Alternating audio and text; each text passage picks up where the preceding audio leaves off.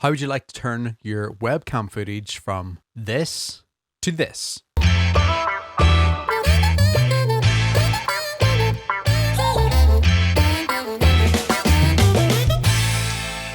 Hello and welcome back to the channel. My name is Peter, or maybe you know me as Producer Pete, here on YouTube. And one of the things that I'm going to be talking about today, just a quick little video on webcams, right? So now, several ways in which you can change the settings in this, and I know Windows users are going to be like, we have the upper hand because it's so easy to do in Windows. Yes, it may be.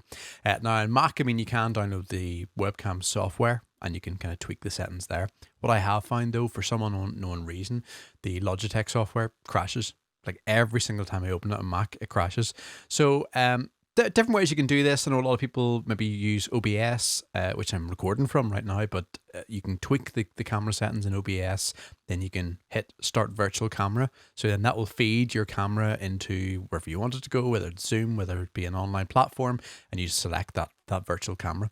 The only thing I've noticed about that is 99% of the time it works fine. The only times where maybe your OBS is slow or something freezes or your OBS crashes, that means your webcam goes down with that. So one other method that I have found now, all right, you have to pay for this app, but it's a one-time payment. I think it's $7, $7.99, something like that. So if I just share my screen with you, and I now see a million of me on screen, which is perfect. The app which I am talking about, which you will find on the App Store, webcam settings, right? Now, as soon as you open that, you will get a load of different things you can tweak with your webcam, and you can see here the amount of presets that I've already saved up. So if I open that up, and let's go back to just what the original camera was, right? So as you can see here, if you're a little bit like me, maybe you have a little bit of a messy office, a messy studio, you want to cut wee bits out of that, I'll show you how to do that with this particular bit of software as well. But the one thing is with webcams, as you can see, very washed out. The colors very washed out. The exposure is wrong. Perhaps the white balance is wrong. So let me just go back into what I have, which is here. And the main setting in which I'm going to say changes everything is the auto exposure mode, right? You want to put that to manual, right?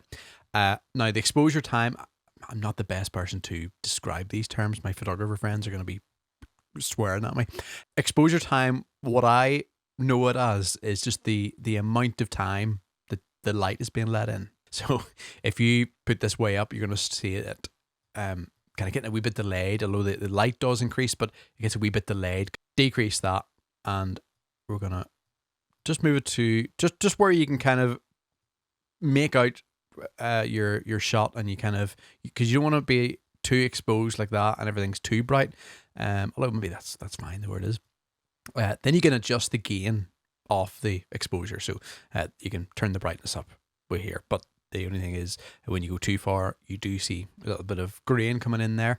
So I mean, even at that setting there, you still, I can't believe that it's the same webcam when you go back to the default mode. And let me just actually move to a full screen version to actually give you the full experience of that, right? And so this is my default, which I have. You can see it's just a typical Zoom meeting webcam, isn't it? Whereas you go to that and it could be mistaken for perhaps a DSLR, or is that stretching it too far?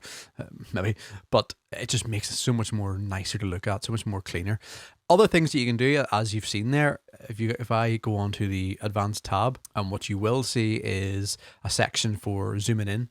So like me, if you wanted to hide something in that shot, you've got a wee bit of messy background and so on, just use that option to zoom in, and then you can pan left and right with these ones here, and just get the shot to how you want it to look.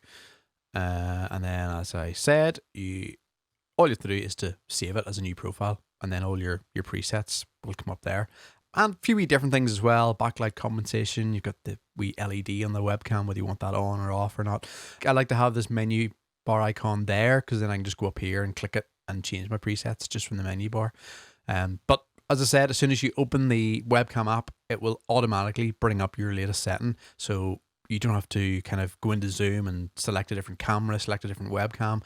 It will just automatically be your webcam settings as soon as now you do have to open the app. Remember that, because when the app isn't open, it's going to be the default setting.